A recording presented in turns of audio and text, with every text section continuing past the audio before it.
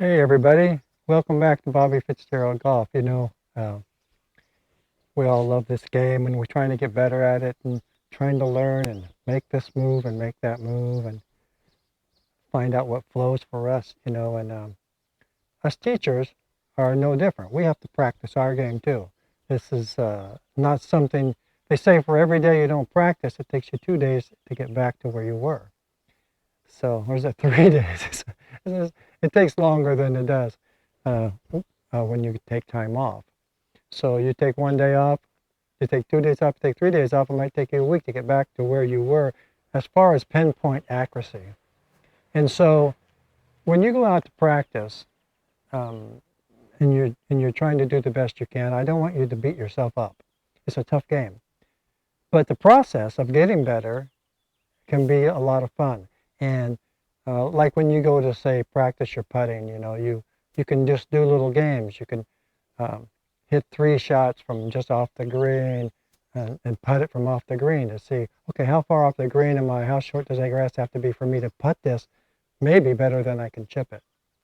And when you're putting, you can take 6, 7 balls, put them 3 feet away from the hole in different directions, and not leave that area till you make all 7 or all 6 of them in a row. Because pros, they have a very good average from 3 feet. It's because they practice it so much. I think it's something like over 97% of 3-foot putts by pros are made. It doesn't mean you won't see somebody miss one, especially on you have greens like, say, at Augusta, like at the Masters, very fast. Um, those holes are cut so absolutely perfect that you hit the edge of it, it could just lip out. But overall, they're making 3-foot putts. It's because they practice it. And it gets to be fun. You say, oh man, I got 4 in a row, I got to start over again. So I would start over again anytime I missed one until I made all 6 of them and then move out. And then, um, you know, just try to get the best you can. Don't feel bad if you miss your second putt and you got to start over again. Don't feel bad if you miss your 5th putt. This is practice. This is what's going to help you get to be a better golfer. And if you can embrace the challenge of it, it's a lot more fun and enjoyable. And then when you get better at it, you're going to play better and you're going to beat your friends and you're going to have a lot of fun. So when I'm coming out here today, I'm going to show you what I'm working on. I've done this before, and I want to do this just like I'm talking to my good friend, and then this is what I'm working on. I'm not out at the golf course giving a lesson. I haven't given a lesson at the golf course. Particular golf course I go to, they don't allow YouTube channels to video there because they have professionals working there already. Um, and so I'm doing this mostly from home. But I'll show you what I'm working on today. Today I'm working on, we all hear certain fundamentals, and we'll hear people say things, but we don't take it into account and practice it. We think, oh yeah, that's what I need to do. Like somebody will say a one-piece takeaway, you just come back. I know you can't see that. Come back here.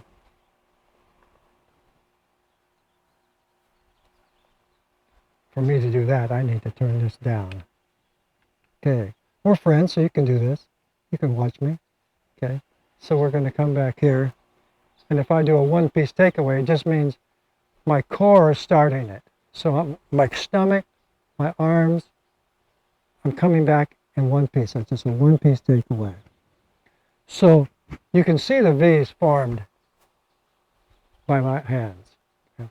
So ideally, you would want to keep these elbows tucked in as you come back and as you come through. You don't want to be stiff, but we would like those elbows to stay as close to the body so your body can work in unison and in concert together to hit the best possible shots you can. In fact, if you watch older shows on the PGA Tour and they'll show somebody practicing, like a Vijay Singh, he'll put a towel underneath, across his chest and underneath both armpits, and he'll know that if he lets that towel drop, his arm got away from his body. And you think that that's not going to be good until you can feel this. you don't get it. You know, we know we should keep ourselves tucked in. We know we shouldn't let our arms come up. Maybe when we take our swing, if it comes up a little bit, you drop it and come from the inside. All that stuff we know. But until you feel it and get it in your system and get it to be part of your routine, it's hard to hit your best shots. So we're going to work on that, and that's what I'm working on. I don't say we're going to work on it. I'm just showing you what I'm working on, and because in my mind, we're friends, and you're part of my team, you're subscribers, and I want you to see what your coach is doing, or see at least someone you're watching is doing. And so that's what I'm going to do. I'm going to come over, I'm going to hit my shots, and my practice today is going to be trying to keep my elbows close tucked in, bring my swing it back in a one-piece takeaway, and come through the same way. And so I'm going to go over here and start this. So let me put this down again a little bit so you can actually see that. That ought to about do it right there. And I'll see you as soon as I get back over here. This is going to be fun.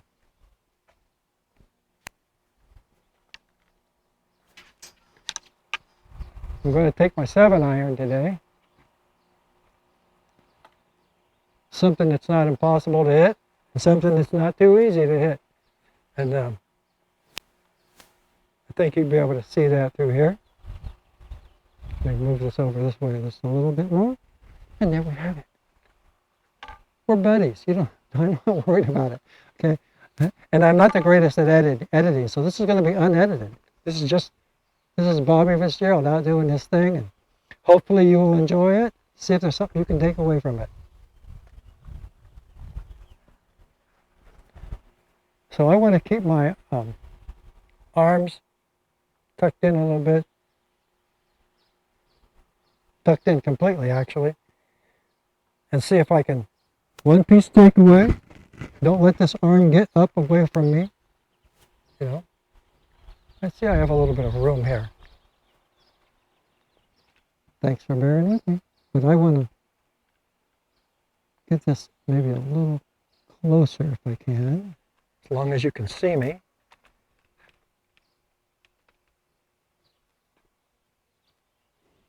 No, that's not going to work.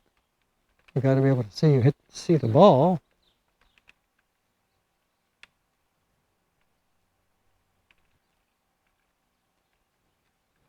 Let's see here. Okay, we'll try that. How about this? Yeah, we're just like neighbors when you came over for a lesson. That's not bad. That's all fun. Okay, again.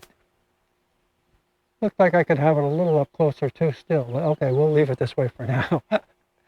Spend all of our time going back and forth.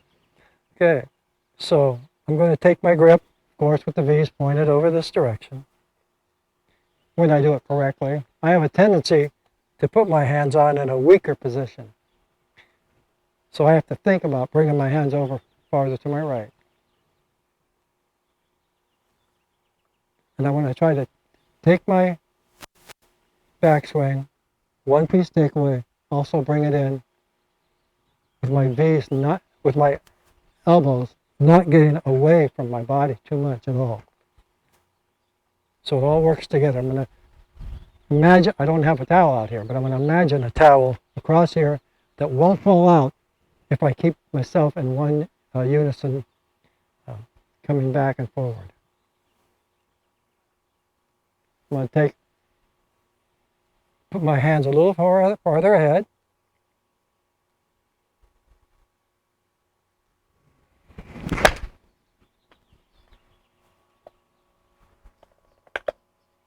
Like so. I didn't take quite as big a backswing. I should be limbering up, us seniors.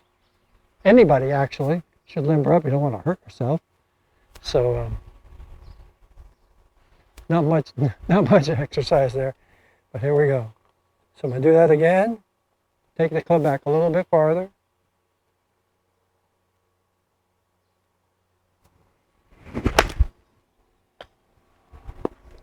Something like that.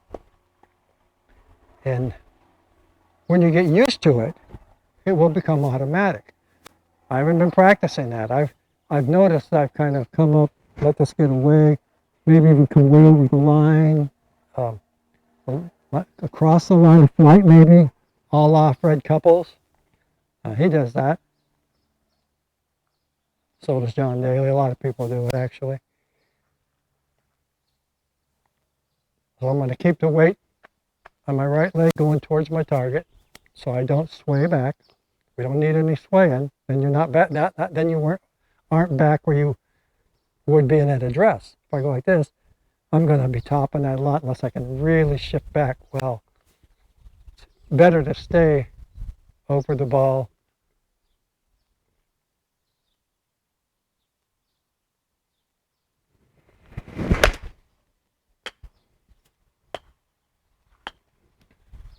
Something like that. When you can do it how it's meant to be done, it gets to be a lot of fun. But you know what? It's easier too because your arms aren't trying to make any artificial moves. Your body's just going back and forth. Your arms are staying to your side. So there's not a whole lot can go wrong when you get used to it. The thing is, trying to get used to it. That's the whole key. Is doing this where it's comfortable, where it feels normal. Seeing those shots fly much straighter.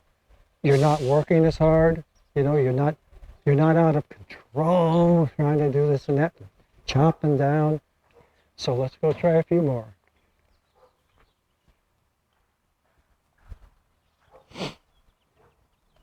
Grip.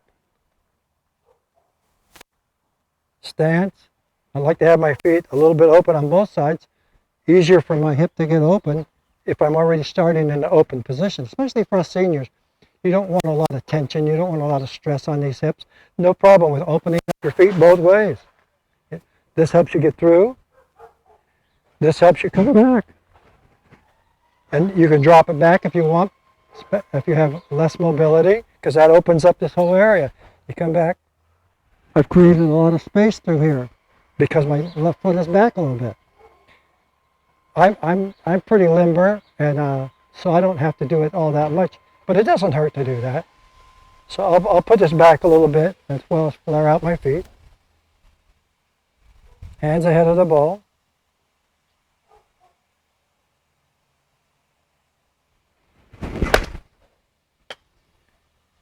And hit the ball. If you keep the ball centered here, and you're not like way back like this, you know, it's different with a driver. With a driver, you know, you're hitting up at it, maybe slightly 1 degree down, but you're basically hitting it up off of that tee. It's okay to be here. You should be here. Ball maybe a little more forward, you know. You have your, the club head, the shaft, just in back of the ball. You have your head in back of the shaft. So then you can come up at it. Okay. But we know with an iron, you're hitting down at it, so we put it back in the stance a little bit. Open these up. Maybe flare this out a little bit. Try to stay up. Try to keep that one-piece takeaway. Try to keep these arms tucked in a little.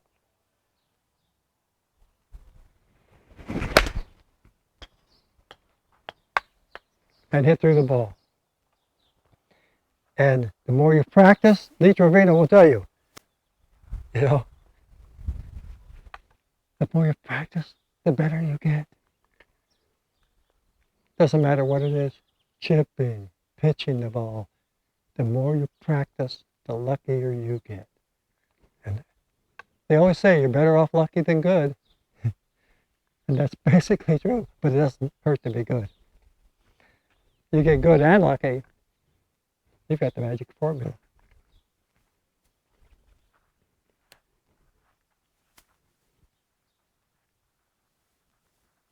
Good ball position. Hands ahead of the ball.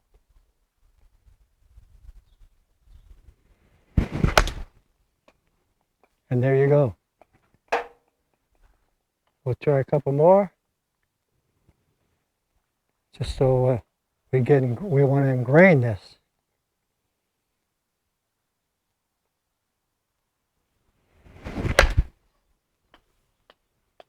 Come back, ball. There we go. Little runner.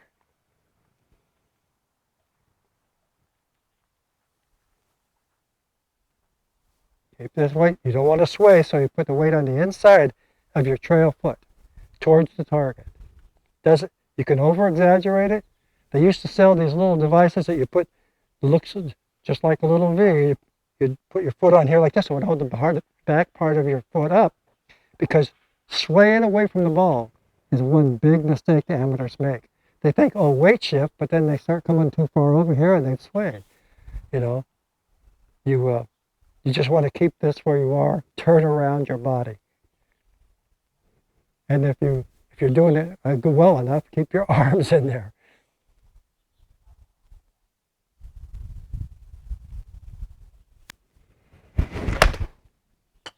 Just like that. So that's kind of what I'm working on today. And, you know, we're all working on something. If you talk to a teacher and he says, oh, I've got this thing down pat, I wouldn't go for it. We're all working on something.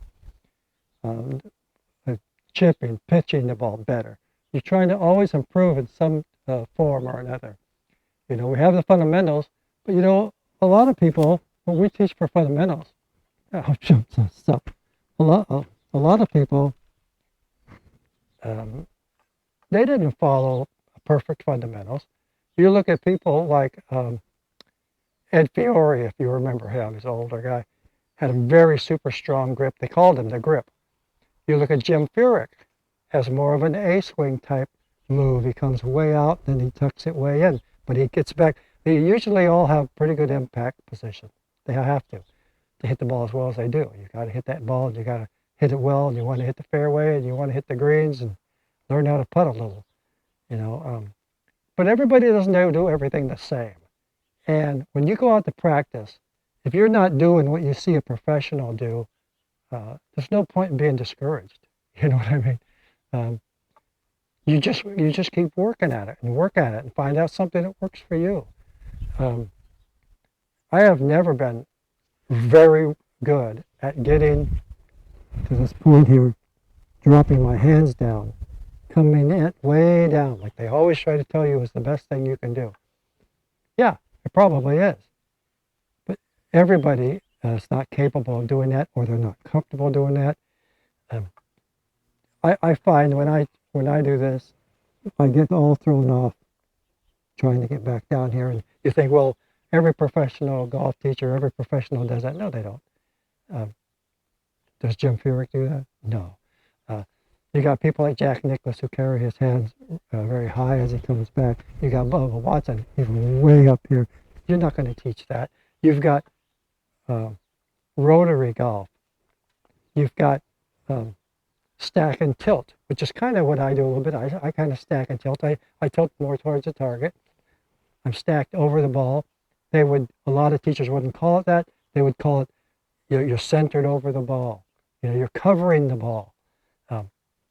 And as long as you're not swaying away from it, you know, it's pretty much foolproof. You see my shots. So there's a lot of different ways to do this, and you need to find out what works for you and what your goals are. If your goal is to shoot under 85, if you shoot 84, you're a happy camper. Your goal may be to shoot under 105. Your goal may just be, if I'm in the 90s, and wow, I'm playing some good golf. Whatever it is. And then you can fine tune it from there. But you need to have fun in the process. You need to enjoy it, because golf is a game, and it's not a perfectible game. You know, Tiger Woods doesn't win every tournament he's in. Neither does Dustin Johnson. Neither does Jon Rahm. You know, it's a tough game. We do the best we can. We try to enjoy it, and we try to learn. And you can always learn. I don't care how old you are. I'm an older guy. I'm learning. I'm learning all the time. I think I'm getting better keeping my elbows tucked in, because you just don't want things to get away from your body. You know, your body is working together as one unit, and you want to have it work that way. So hopefully you've enjoyed this video. If you have, please subscribe. If you haven't subscribed, I got some good subscribers out there. If you could hit the like button, that helps me grow my channel. And I'm here to try to help you as much as I can, and maybe be friends. This is fun. If we can get you to do a few things a little better, if I can make it look simpler, where you can grasp it. A lot of people just go so technical, you know, and really it's a turn away and it's a turn forward and it's hit that ball and have fun, you know what I mean? And go out and enjoy yourself. And I certainly don't have the most classic swing there is, and yet I've had 5 hole-in-ones in golf. I've won about 40 tournaments. I won one California State Championship, amateur championship, as over 50 individual. We call it SIRS, Sons in Retirement. They're all over Northern California, where they're everywhere. So, you know, you can play well without being perfect. But the more you practice, the more you're comfortable when you've got a shot and you realize, hey, I'm only two in the lead, or maybe I'm 2 in back of the lead. I need my swing to be repeatable so that if it's repeatable, then you're comfortable. You're comfortable. I got this. I can do this. Just relax. Take a couple of deep breaths. We got this. You'll see people on tour doing this. Okay, am I going to hit a full 7-iron? Am I going to step on it? Am I going to hit it easy, just regular, you know? I mean, these people who play this for a living, believe me, they know what yardages they can hit. It's just a matter of sometimes you get in pressure situations, your adrenaline's flying.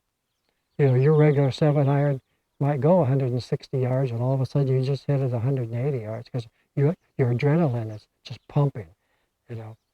But overall, if you know how far you hit a wedge because you brought it pocket high, and you know how far that same wedge goes if you bring it up to mid-stomach, if you know how far it goes when you get up to shoulder length, at regular speeds, you can speed that up too. So it wouldn't hurt if you want to be that technical and you want to get that much better and have your short game so good from 140 yards out, and especially 50 yards out. You need to know how far to hit your gap wedge, how far to hit your sand wedge, how far to hit your sand wedge from different levels if you come up to your body, so that you know, oh, you have 35 yards. You know, if you just get up to your pocket and then you just let the club head go, you can get 35 yards with that sand wedge or that gap wedge, or even a 60-degree wedge, you know. All these things help so much. And that's what really will help you, is the practice. A lot of people go out to that driving range, they grab their driver. Well, it's understandable. That driver's fun to hit. You hit it the long ways. But, you know, scoring is what's important. Learning how to chip better. Learning how to putt. Be the best putter you can. Go out there and spend an hour or two putting. Go practice your pitching, you know. Don't grab that driver. Grab your pitching wedge. Grab your approach wedge.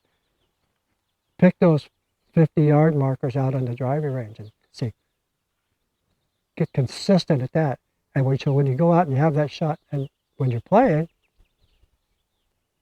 you can count on it, you know. As long as you don't get too fast or whatever it is. But thank you very much for joining Bobby Fitzgerald Golf. I appreciate you coming here and visiting with me. Without you guys, there's no point in me doing this. This is a lot of fun for me. Hopefully it's informative for you, and hopefully I'm entertaining enough where you can enjoy this, because you can get a lot of instruction a lot of places.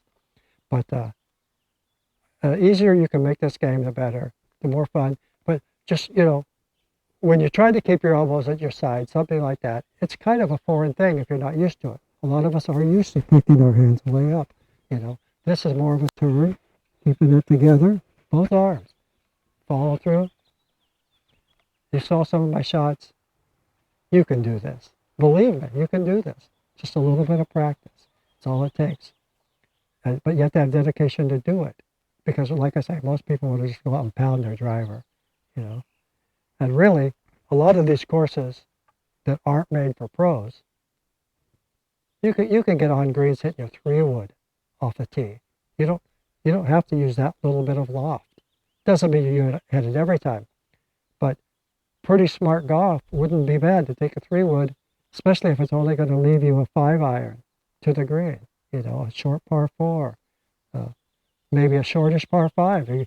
You'll hit a 5-iron, 7-iron to that green, have a shot for birdie. So It all isn't just take your driver because it's fun. And nothing wrong with that. You can take your driver, have as much fun as you want to, as long as you're not trying to get the lowest possible score. If there's trouble on the right, if there's trouble on the left, you have to manage the course. Good course management, you can't beat it, you know. Other people will be in the water, they'll be out of bounds. All of a sudden, you're taking your 7 hybrid club, going to hit it 180 yards, you're in the middle of the fairway, you know. That helps a lot. And then learn how to chip around the greens. If you're around the green, you can putt around the green, unless it's super thick grass. And it might be better than a lot of chips till you get super proficient at chipping. But a lot of people who are professional, you take Lee Trevino, he's going to putt from 2 or 3 feet off that green as long as the ball will roll fairly steady and not have to jump over a lot of things. So a lot of different ways to do this game. Just find out what works for you. Are you more comfortable putting it? You know, are you very comfortable with your pitching wedge, just accelerating a little bit without killing it? You know, so thanks for stopping by. I hope you enjoyed this as much as I enjoyed talking to you. And remember to always have fun and never give up. It's a fun game. See you next time.